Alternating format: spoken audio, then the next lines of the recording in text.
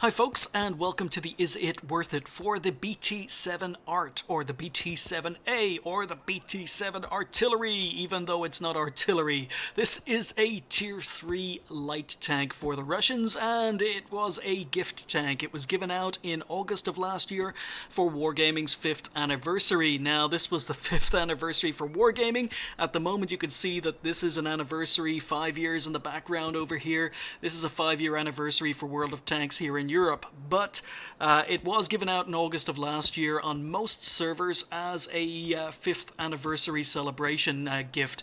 Now, this tank is currently not available from the gift shop, or it's not available from the tech tree, but as I predicted long before Wargaming started doing it, gift tanks usually are going to show up in the gift shop at some stage. So even though this tank is not currently available, I have absolutely no doubts it will be making an appearance in the gift shop sometime in future. So let's start with the history of the tank, and the BT series of tanks is a very important series of tanks in real life, and surprisingly, especially considering they're Russian, they are criminally overlooked in World of Tanks. When we take a look at the tech tree, what we've got is, we've got the MS-1 at Tier 1, we've got the BT-2, and then we've got the BT-7.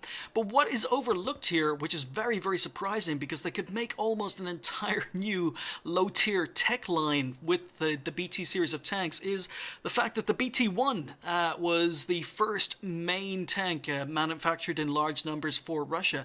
It was basically just a copy of a British light tank. You had the BT-2, which is in-game, then you had the BT-3, which was an upgrade, innovations over the BT-2. You had the BT-4, which again was upgraded and showed a lot of innovation compared to the BT-3. You had the BT-5, which was the second most mass-produced Russian tank prior to World War II, which is missing from the game entirely. The BT-6 was a prototype, and then you have the BT-7. So we skipped the BT-1, which probably would make a very good alternative Tier 1 tank. We get the BT-2, and then we skip the BT-3, 4, and 5, and then we move straight to the BT-7 at Tier 3. So, yeah, I think Wargaming could have had a lot more BT tanks in here if they wanted to, because they were all different from each other, they were all innovative, and the reason they were innovative, I'm not quite sure, my English is very, very poor today, but these BT series of tanks were developed with Stalin's 5-year plan. So, during the 1930s, Stalin decided to move Russia from an agricultural economy to an industrial economy. Now, it cost a lot of suffering and hardship along the way, but Stalin actually managed to do it. And the BT series of tanks, you can see Russia switched from the agricultural economy to the industrial economy during the BT series of tanks development. The BT-1 was very, very basic, lightly armored, not very reliable, wasn't built in large numbers. The BT-2 built in slightly better numbers, better gun, better armor. BT-3, again, better gun, better armor, slightly more reliable. The BT-4, again, more innovations. The BT-5 was the second most mass-produced Russian tank prior to World War II. There were almost, I think it was 3,000 BT-5s built prior to World War II, although some sources claim it could have been as high as 4,000. So the BT-5 is a tank that's missing from the game, and probably should be in there as regards the numbers built of it. And then you had the BT-6, which was a prototype, didn't exist, and then you had the BT-7, which was the culmination, the end of Stalin's 5-year plan to turn Russia into an industrial powerhouse. And the BT-7 was mass-produced. The BT-7 was Russia's main battle tank prior to World War II. The name BT comes from its Russian name, which roughly translated into English means fast tank, and the BT series began production in 1932, and they were still being produced right up till 1941, at which point they were replaced by the T-34. And as I say, each variation of the BT was an improvement on the previous before ending at the T-34, which is one of the most iconic and most mass-produced tanks of World War II. Now, while there were many many variants of BTs, and they were involved in various combat around the world. They were involved in the Spanish Civil War, the Winter War between Russia and Finland, the invasion of Poland in 1939, other conflicts around the world. What I'm mainly going to do is focus on the BT-7, because that is pretty much the tank that this tank here in-game is a variant of. And the BT-7 began production in 1935, and between 2,700 and 5,000 of them were built, depending on where you get your information. There are different sources that quote different numbers, but the BT-7, as I say, was the last in the line of BTs before being replaced by the T-34, and it differed from all the previous BTs. Each BT was an innovation of the previous one, but the BT-7 was the culmination of all of Stalin's planning and a lot of innovation shown by Russian engineers. It differed from previous BTs mainly down to its engine. It received a new engine which was based on a BMW. So the previous BTs had Russian engines that weren't very reliable. This got an engine that was based on an engine by BMW. So it was the first engine used in a Russian tank that was considered reliable. And it also received a new turret. Now, this is not the turret on the tank here, because this is the BT-7 Art, but the BT-7 received a new turret. Now, what was unique about this turret is all the tanks that had been built before the BT-7 basically were stuck with whatever gun was on the tank when it came out of the factory. The turret that was designed for the BT-7 showed innovation because it was one of the first turrets that allowed the Russian engineers to switch out the guns. There were two guns available for the BT-7. One was actually, I'm not even quite sure, let's just check to make sure we can see it in here.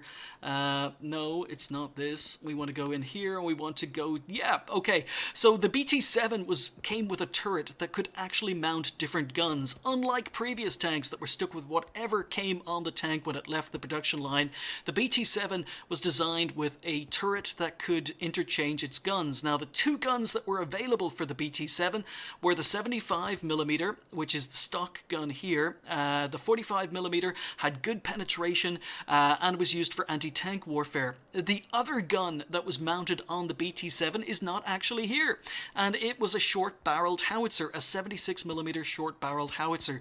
So the turrets were very, very unique for the time because you could interchange the guns, and this was one of the first tanks that could do that, showing just how far Russia had come as regards engineering.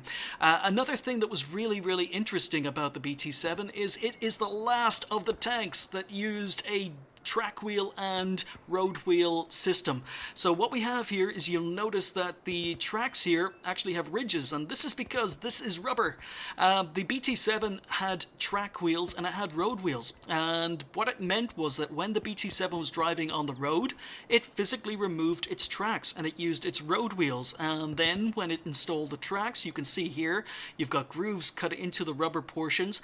You could install the tracks for going cross country, so you could use the road system to get them into position, and when you needed to go off-road, you put the tracks on. It took about 20 minutes to put the tracks on the tank, and then you had a tank that was capable of going cross-country.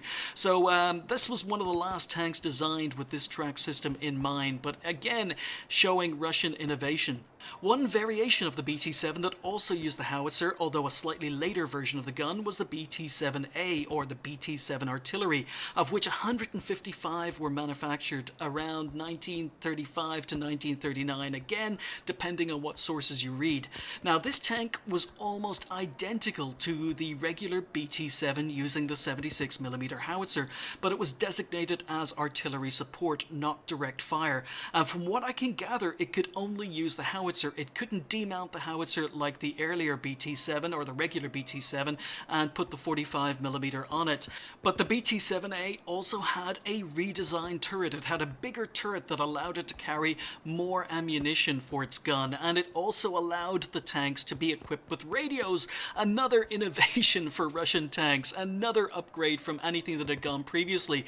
Even the T-34s, when they were first introduced, didn't have radios, or didn't have very many radios. In fact, during the early years of World War II, Russian tankers used the flag system to communicate with each other. They didn't have radios, but the BT-7 artillery was designed with a bigger turret for more ammunition and for a radio to be fit as standard, although not all of them were fitted with radios. So basically, this tank is a BT-7 with a historically correct 76mm howitzer, but Wargaming have given it the BT-7 artillery name, despite its not being artillery in the game. It's a light tank in the game, and I think Wargaming have missed out here. I really do think Wargaming have missed out. They could have introduced two tanks. The difference between this and the BT-7 in game is the historically accurate turret, but the gun is also historically accurate for the BT-7. So what I think Wargaming could have done was they could have introduced the BT-7 76mm as a premium tank or a gift tank, and it would have played just like this and been historically accurate, and then they could have introduced this tank with this turret and the BT-7 artillery and actually made it artillery and maybe sold it as a premium tank or had it as another gift tank. This is basically two tanks in one. It is the historically accurate BT-7 artillery, of which 155 were built, but it plays like the regular BT-7 with the historically accurate 76mm short-barreled howitzer. So yeah, I think Wargaming missed out on that one, but that's pretty much it for the history. So let's do a quick check of the BT-7 Art's statistics in the garage against all the other Tier 3 premium light tanks in the game, and it occurred to me there are so many Russian Tier 3 premium light tanks. The BT-7 Art is the fifth of Tier 3 premium light tanks for the Russians. It's up against the M3 Light, it's up against the BTSV, the T127, and the LTP. The Americans only have one representative, the M22 Locust, and then three German tanks, the Taldi, the, what's that? Oh, that's the T15, and the Panzer IIJ. So how are we going, or what are we expecting to see from the BT-7? Well, starting with the hit points, we've got 220 hit points. So straight away, we've got a negative because it matches the M3 Light, but it's got the worst hit points of any of the tanks up here. Yeah, most of these tanks have a lot more hit points. The LTP is quite close at 230, but most of the other tanks seem to be around 240, 250, even 260 for a couple of the German tanks. So hit points definitely going to be a negative. When it comes to weight, it's not a light tank. There are lighter tanks up here, but there are also heavier tanks up here. So weight seems to be about average. When it comes to engine power, very, very good. It is top of the tree on engine power, so it may not be the lightest tank, but it's definitely got the most powerful engine. As I say, in real life, it was a copy of a BMW engine, so 500 horsepower. Much, much better than any of the other tanks up here. It matches the BTSV, and we know how speedy that tank is, and they weigh about the same, so you're going to be expecting roughly around the same sort of acceleration from the BT-7 Art as you do in the BTSV, and that's not a bad thing. When it comes to the top speed, it's not the fastest, it's not the slowest. It comes in at a very respectable 51.6 kilometers an hour. It reaches about 52 in game. There are some tanks up here that are quicker, but they don't have as much engine power. The BTSV obviously quicker. Technically the M3 Light is quicker, although it doesn't reach 61 kilometers an hour all that often. It's faster than the T127 or the LTP. It's even slightly slower than the M22 Locust, but we're going to see in game it's not that much slower. And it's definitely quicker than the Taldi or the Panzer IIJ. The T15 has it beaten, but T15 is a very underrated tank and it's quite fast. So yeah, what we're looking at is very good power to horsepower to weight ratio and very, very good acceleration. At least that's what we're expecting. The traverse speed is easily the best of any of the tanks up here. In fact, only the T15 has it equal, so it has got better traverse than any of the other tanks up here. So another positive for the tank. When it comes to armor, it's probably got the worst armor. Yes, it's definitely got the worst armor of any of the tanks in the garage. 20 millimeters of frontal armor, worse than any of the other tanks up here. 19 on the side, worse than any of the other tanks up here. 13 on the rear is quite similar, even better than some of the tanks up here. These turret armor, 15 millimeters all round with the 13 on the back. Again, much, much worse than any of the other tanks up here. So fast, maneuverable, quick to accelerate, decent top speed, very good traverse speed, and absolutely terrible armor. When it comes to the turret traverse, we got 40 degrees per second. Again, not the best, but it's not the worst. It is pretty good. The T127 and the T15 have the turret traverse beaten, but it beats most of the tanks up here. And the view range is Terrible. It's not as bad as some of the tanks up here. It's definitely better. I'm surprised it's better than the BT-7A or the M3 Light. It's better than the Toldi, but again, most of the other tanks have the view range beaten. So view range, I'd say, is average for at best for a premium tier 3 light tank, and the signal range looks about standard. It gets 300 meters of signal range. Most of the other tanks are actually better, similar or better, so it gets the worst signal range, joint worst signal range of any of the tanks up here, matching the T127 and the BT-7A. So overall, we're expecting poor hit points, we're expecting fast acceleration, we've got a decent top speed, very good traverse speed, so it's fast, it's mobile, it's got terrible armor, the view range is average at best, and the signal range is poor. So let's talk about this gun, which is a historically accurate 76mm short-barreled howitzer. It gets a very good rate of fire of 12 rounds or 12.5 rounds a minute, which can be boosted with equipment and crew skills. Incredibly fast rate of fire for a howitzer, for a derp gun. The standard ammo on this tank is HE with 38mm of penetration and 164 average damage if you penetrate. Now that is better penetration than the AP, and it is better alpha damage than the AP has as well. It doesn't get premium ammo, you've only got 2 ammo choices, and that means that there is absolutely no reason to use AP on this tank at all. The HE, unusual for most tanks, has more penetration with the HE than it does with the AP. Therefore, there is no benefit to using AP whatsoever, other than maybe to fire through a wall. The alpha damage is higher on the HE as well. So you can see here I've got 0 AP installed on the tank. There is absolutely no point in having AP on this tank when the HE is more penetration. The dispersion is very poor, but it's expected from a howitzer, and the aim time is okay, 2.4 seconds for a howitzer. Remember, this is supposed to be artillery. Imagine if all artillery got 2.4 second aim time. So the aim time is not amazing, but it's good. It is good enough. And this rate of fire and this alpha damage means that this tank has surprisingly good DPM of 2050 damage per minute. Now just remember, it is firing HE. Now, a lot of people talk about the amazing DPM of the BT-7 Art, but if you're firing HE only, you may have over 2050 DPM, which is awesome, but it's HE. So we've got a Toldi 3, we're aiming above his tracks at 169. We get a penetrating hit, 169 damage done. Awesome! Now we're reloaded already. Amazing DPM on this tank, but we push up to finish off the Toldi or maybe another target that might appear.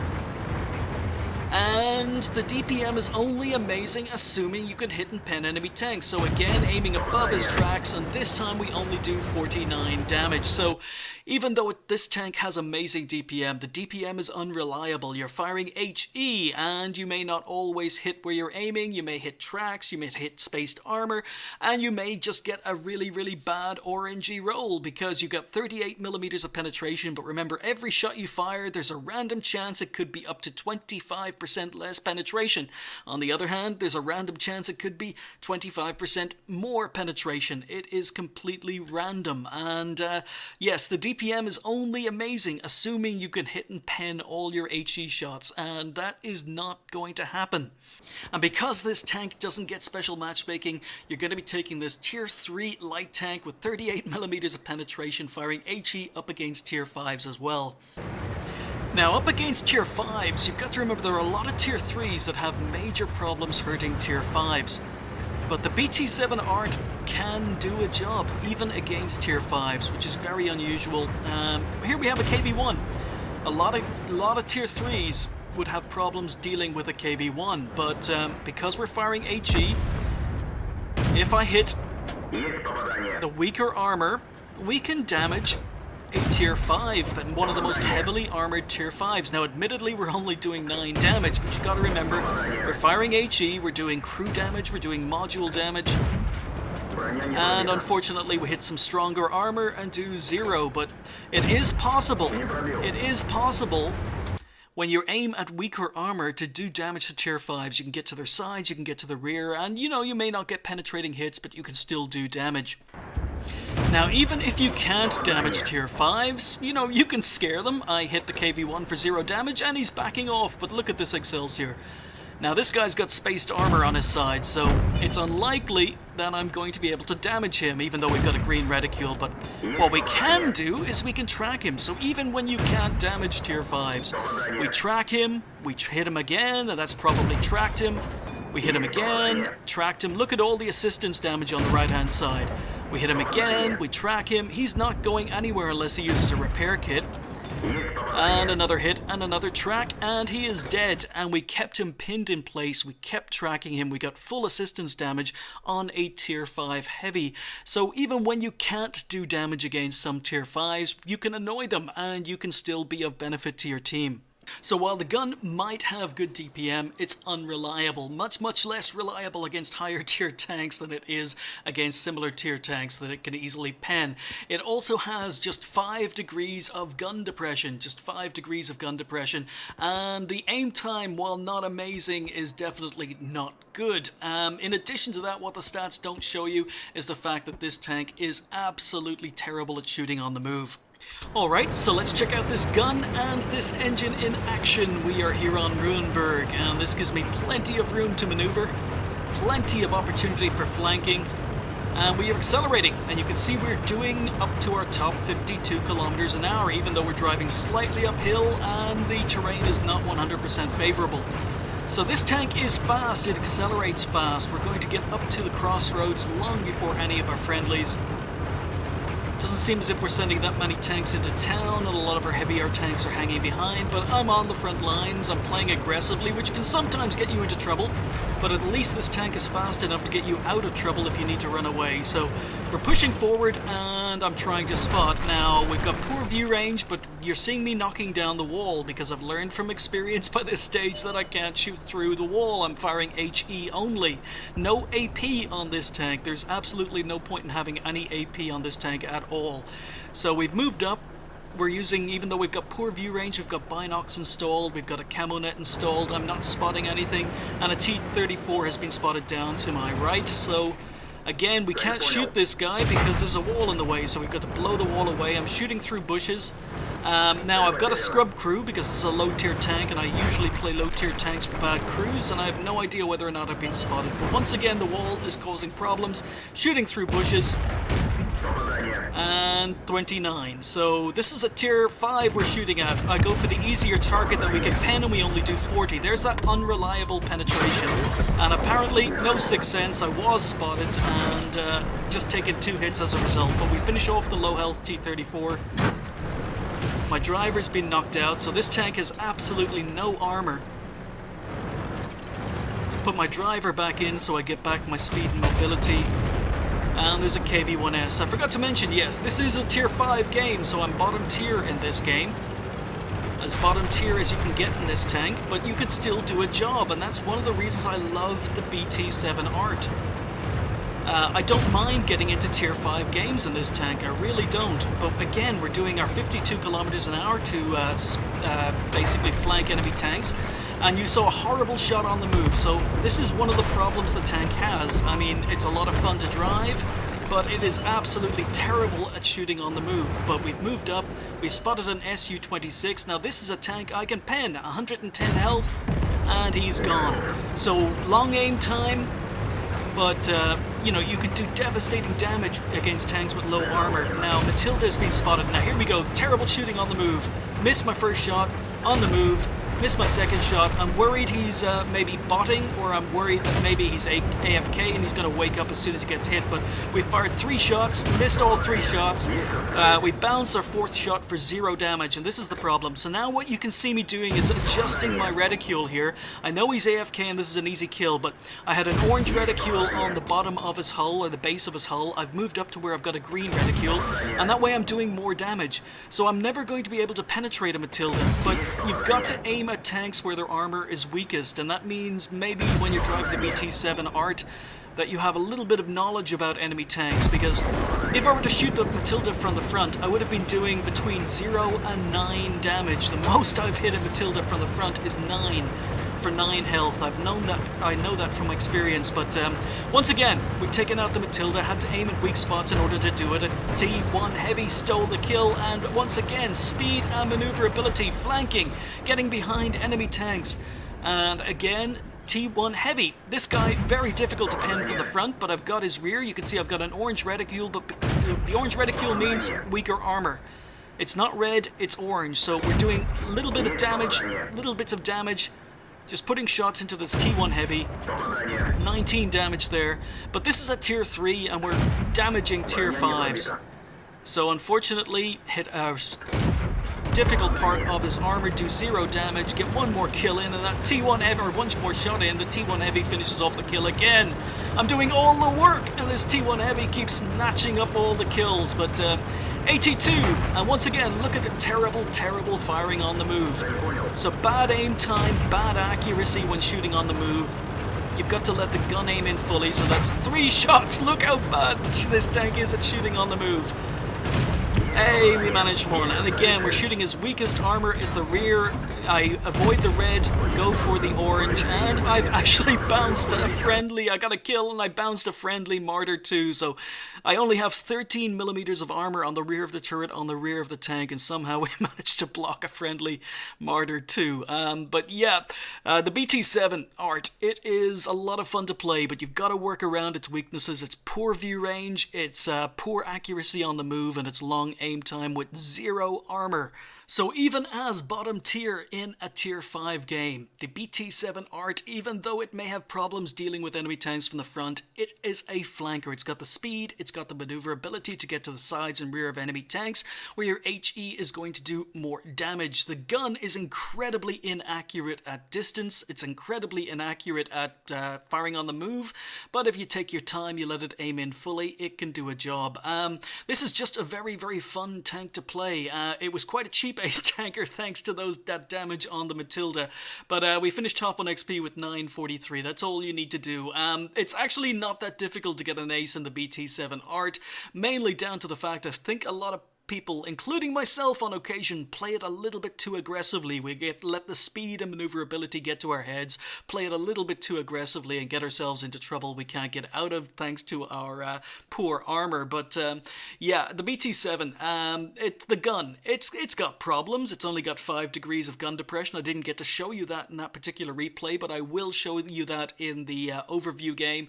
But it's a fun tank. It's fast, it's maneuverable. The gun can do a job even against tier 5s, and that's the point. And for a tier 3 premium tank, you're only firing HE, you don't fire any premium ammo, you don't fire AP, you end up earning, it's not a bad moneymaker for a tier 3, so 29,000 credits for that particular game. So let's move on. So let's talk about equipment, and thankfully there aren't too many equipment choices, but starting off with a toolbox, complete waste of time on this tank. You don't have very many hit points and your armor is terrible, so you're probably going to die pretty soon after getting hit anyway. You're not going to get any advantage of having faster repair speed. Moving on to enhanced gun lane drive, I suppose it's viable. You've got 10% aiming time, and the aim time on this tank is not very, very good in the first place. So yes, it is viable depending on how you drive the tank, but personally I think there are better pieces of equipment. Cyclone filter to improve your engine durability, complete waste of time. The tank doesn't have a lot of hit points, and improving your engine's hit points by 50% is not going to do you that much good, especially when you've got tanks like PZ-1Cs or autoloaders firing at you. You're just going to die too quickly to benefit. Coated optics is viable depending on how you play the tank. Now personally I don't like putting coated optics on low tier tanks that have poor view range to begin with, because coated optics is only going to give you 10% of view range, which means because you've got 290 meters of view range in the first place, you're only going to get benefit of 29 meters of view range. I think that binocs are more viable, especially when you consider you can get into higher tier games, and what binocs will do will get your view range up to about 370 meters. You can get that even better with the equipment, crew skills and consumables. So sometimes the speed will allow you to do some spotting, and I think binocs is going to be better than coated optics in the long run. If this tank had special matchmaking and only saw tier 3s or tier 4s so that you spend most of your time just running around the place and derping people in the sides and rear, then maybe coated optics might be better, but in this case I think binocs are a better choice. Camonet, again, it's for those higher tier games where I've got to basically rush into a position, set my binocs up, set my camonet up, and basically play more passively before waiting till end game and start to flank and use my speed and mobility. So personally, I go for Binox and Camo Net, but there are better pieces of equipment. Moving on, or there are other viable pieces of equipment, I should say. Moving on, enhancing the suspension, complete and utter waste of time on this tank for the same reason of improving the cyclone durability. This is a low tier tank. It doesn't get a lot of hit points in the tracks anyway, so, you know, doubling those hit points is not going to make that much of a difference. Light spore liner, complete and utter waste of time on any light tank. It's basically better to put other equipment on. And improved vents is the last of the options, and obviously it makes your tank roughly about 2.5% better all round, so I've gone for improved vents. Now you'll notice that this tank does not get a gun rammer, which is why I don't have a gun rammer. If I had a gun rammer on this tank, the DPM would be absolutely insane, but unfortunately you don't get that option. So overall, I think that maybe, depending on how you play it, coated optics is viable, enhanced gun lane drive is viable as well, depending on how active you play in it, but because of those higher tier games, sometimes I prefer to get into a position and play a little bit more passively, in which case I've gone for the Binox and Camo Net. So Vents, Binox, Camo Net are the equipment loadout I use, but there are some other viable choices depending on how you play the tank. So let's talk about crew, and is the BT-7 artillery a good crew trainer? Because obviously it's one of the reasons you play premier tanks, to give your crews an extra workout. Well, let's have a look. We've got 3 crew members. We've got a commander, a gunner, and a driver, and there are a lot of Russian light tanks. So starting off with the MS-1, it only has 2 crew members, so you've got a extra gunner in the BT-7 Art. But that's the same actually for the T-60 line of tanks, T-70. Tier 2 and Tier 3, you have an extra gunner, but you're able to train up the other 2 crew members, and then we get to the T-80, and it's a perfect crew layout for the T-80 if you like playing that particular tank. The BT-2 and the BT-7, obviously the tanks evolve from each other. It's a perfect crew trainer for the low-tier BT line of Russian light tanks, but the Russians have another tier of Russian light tanks here. You've got the T-26, it's a perfect crew trainer for the T-26. T-46, perfect crew trainer for the T-46. Things get a little bit more complicated when we get to Tier 4, because the A-20 happens to have, it may be a perfect crew trainer for the T-80, but the A-20 needs an extra radio operator, so you're able to train up 3 of the crew members in the A-20, and the T-50 makes things even more complicated because you don't need a radio operator, but you do need a loader, so you're going to be able to train up the commander, gunner, driver, but loaders and radio operators are missing at Tier 4 unless you're driving the T-80. There are no Russian light tanks at Tier 5, unfortunately, so you're going to have to retrain a crew if you're starting from scratch for the T-34 medium tank, which surprisingly, actually, I've just noticed, the BT-7 was a successor to the T-34, so the A-20 has sneaked its way in here at Tier 4 to get in between the logical tank progression. But we move back to light tanks at Tier 6, and the MT-25 is going to cause problems because it has 5 crew members. That means you need an extra radio operator and an extra loader. But if you've been going up all the Russian light tanks at the same time, you should have an extra loader and an extra radio operator anyway.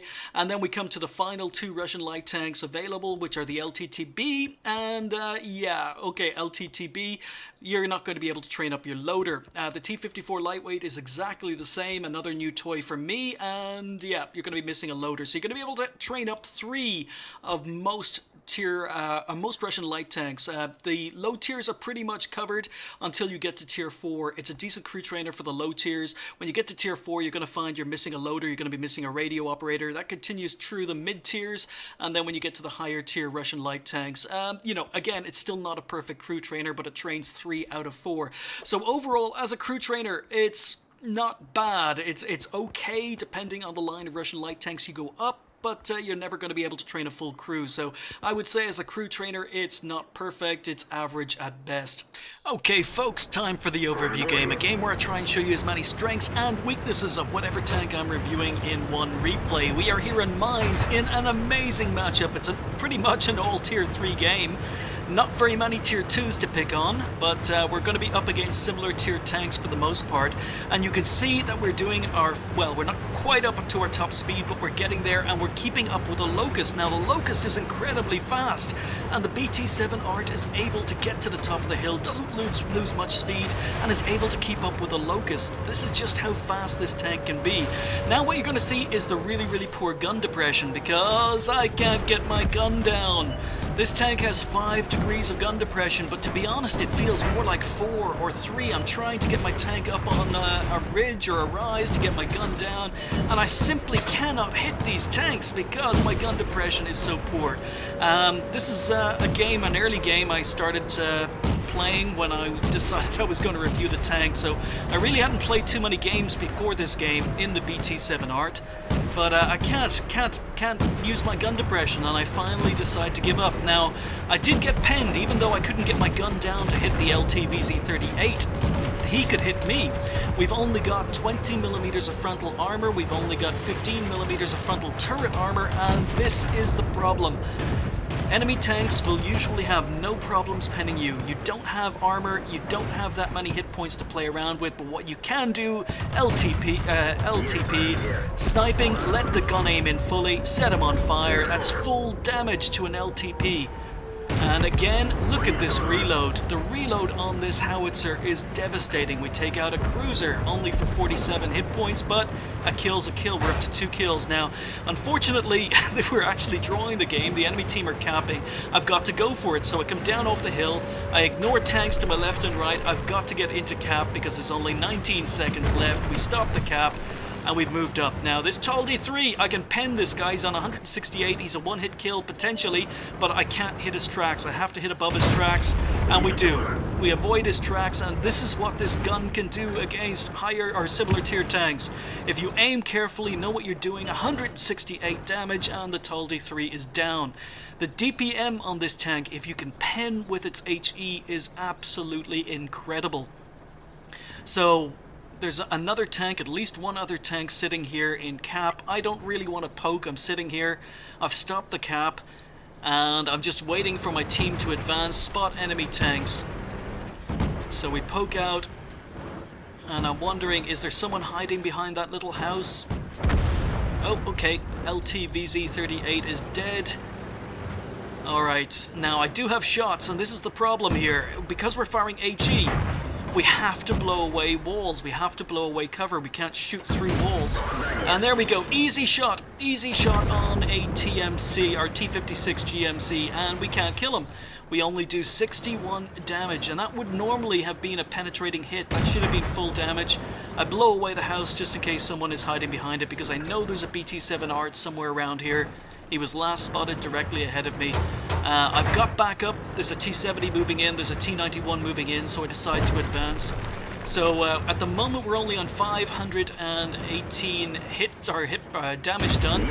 But once again, rear of the BT-7 art, only 13mm of penetration. We're able to take him out with a shot through the rear, shot through the turret.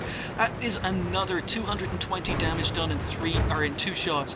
You can see just how quickly this howitzer can reload, and in a tier 3 game, I mean, this tank, I would say, is borderline overpowered.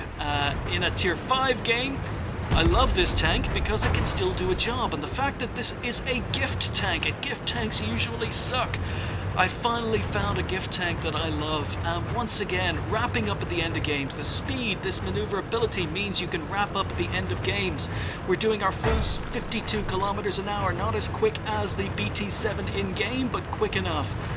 We're hunting down the last enemy tank. Our team are capping. RT is around here somewhere, so no sign of him. But even going up ridges, going up hills, the tank does not lose that much speed, so gonna very, very quickly come down here. There we go. So there's only really one place. He may have moved to the island, or he may be in this corner, and usually they hang around in this corner. The Sexton is not a very fast tank, so we're gonna move down.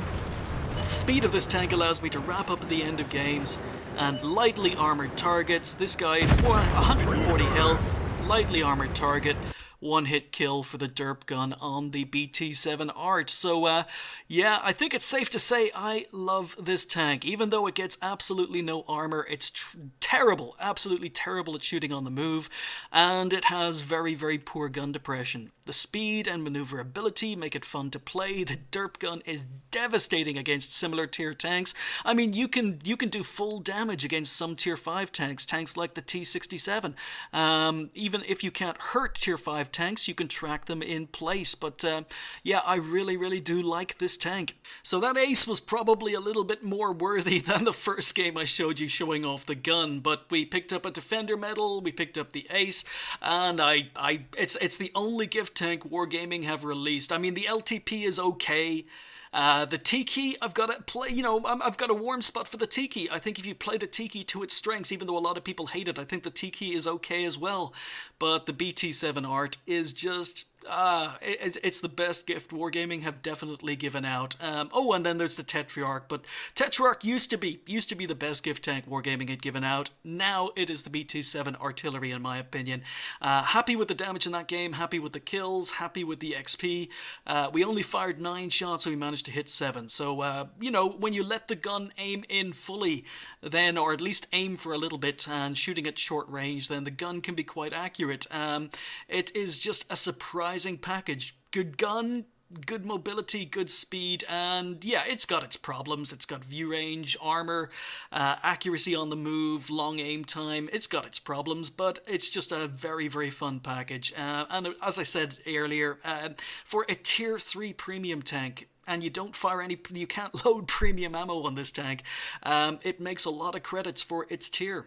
Okay folks, time to sum up. If the BT-7 art appears in the gift shop sometime in future and you don't already own the tank, is it going to be worth picking up? Let's start with the negatives, because the tank does have a lot of negatives. As enthusiastic as I sound when I was playing those games regarding the BT-7 art, the tank does have a lot of negatives, and I've got to mention them. First of all, it doesn't get special matchmaking, so like most of the new premium tanks, it doesn't get special matchmaking. You will see tier 5s, and when you've only got another negative for the tank, 220 hit points. It's the lowest hit point pool of any of the tier 3 premium mediums. Yeah, 220 hit points up against tier 5s because of no special matchmaking is 2 negatives in 1.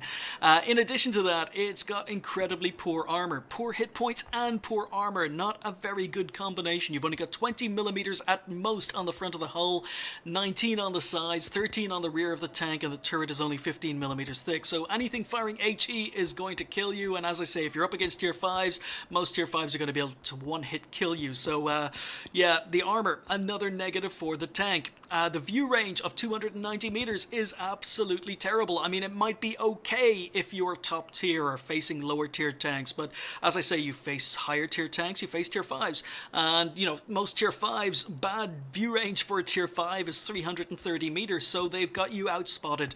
So, the view range is terrible, especially considering the matchmaking, and on top of that, the signal range is also the worst signal range of any of the tier 5 premium light tanks. So very bad view range, very bad signal range. And it doesn't end there, because when we look at the gun may have amazing DPM. It has amazing DPM, that's a positive, but a negative is the fact that that DPM is unreliable thanks to the fact you may not pen tanks that you probably should be able to pen thanks to RNG, but you also face tier 4s and tier 5s that are heavily armored, and there's no way you're going to be penning those shots. So you're going to be doing little bits of damage or even no damage. The amazing DPM is cancelled out by the fact you're firing HE. So yeah, the DPM isn't quite as good as everyone raves about. And in addition to unreliable DPM, you've got incredibly poor accuracy when shooting on the move. You've got aim time that is long, too long for the tank, because you've got to sit still and aim for 2.4 seconds, sometimes slightly even longer. And when you've only got 220 hit points and you've got poor armor, you're facing higher tier tanks, sitting still and aiming this gun is not a good idea, which means quite a lot of the time you're forced to shoot on the move. And as I say, the accuracy is absolutely terrible.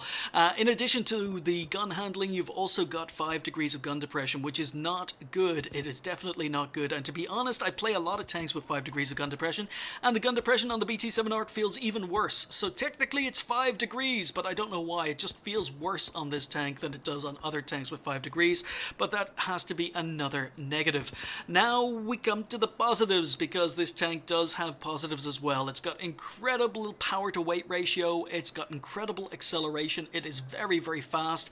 It gets up to 52 kilometers an hour easily easily 52 kilometers an hour, so it is fast, and its traverse speed of 46 degrees per second is amongst the best of all the tier 3 premium light tanks. So it is fast acceleration, it's got a decent top speed, and it's got very, very good traverse speed. And in addition to that, considering that this is a derp gun and it's supposed to be artillery, the 40 degrees of turret traverse is also very good. It means that circling enemy tanks is possible in this tank because the turret traverse speed is another positive.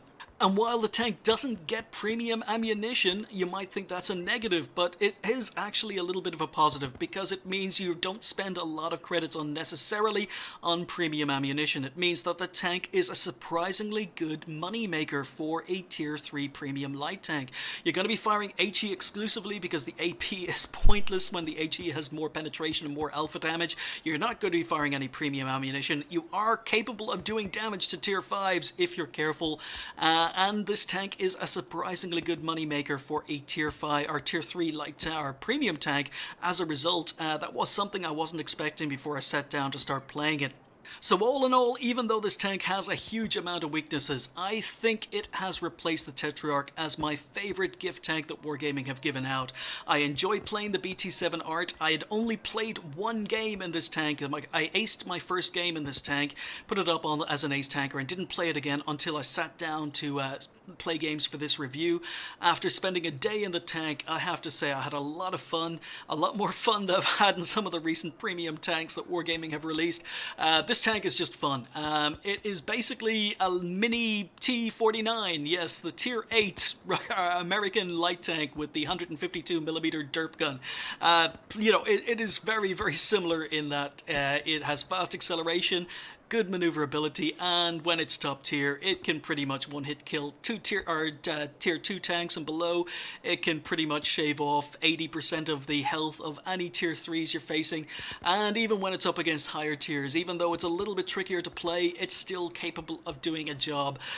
It's fast, it's maneuverable, fast to get into position, fast to get out of position, fast to maneuver around the battlefield. It's very good at wrapping up at the end of games. It's a lot of fun to play, but because of the low hit points, because of the poor armor, I really do suggest you be careful. Don't make the mistake like I did on a lot of games and try and play this thing too aggressively, because the armor and hit points won't allow you to do it.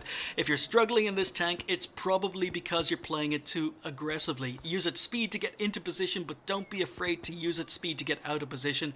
But this tank is a lot of fun. I recommend it. I think it's very, very good. Obviously, like any tank, it's going to suit an experienced player a lot better than an inexperienced player, but if you want to learn how to active scout, how to play fast mobile scouts, get used to flanking, get used to shooting tanks in the side and rear, this is a very, very good tank to do it in, and you'll have fun, you'll earn credits, and yes, as I say, it might be frustrating at first till you get used to it, and the shooting on the move is going to be very frustrating, but when you can land a shot that does full damage while shooting on the move, it's worth it. It really is worth it. So overall, I like this tank. I think it's the best gift that Wargaming have given out, and I recommend it. It's worth it, guys.